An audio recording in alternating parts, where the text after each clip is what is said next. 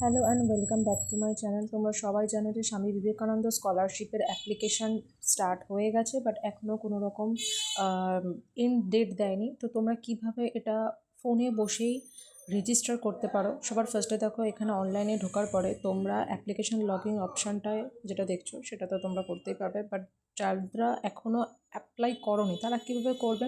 তারা ফার্স্টে এই অ্যাপটা ঢোকার পরে তোমরা হচ্ছে রেজিস্ট্রেশন অপশানটা ক্লিক করে ডেস্কটপ সাইটটা ওপেন করে নেবে। দেখো এখানে কিছু স্টেপ লেখা রয়েছে যে কী কী করতে হবে। দেন একদম লাস্টে এই বক্সটায় ক্লিক করার পর প্রসেসড ফর রেজিস্ট্রেশন এটা করবে। করার পরে 3 নম্বর অপশানটা যেটা ব্যাচেলার্স ডিগ্রি অফ কলেজ যেটা রয়েছে সেই অপশানটায় ক্লিক করবে। সেই অপশানটায় ক্লিক করার পরে বেসিক সব ডিটেলস কিন্তু এখানে আপলোড হয়ে যাবে।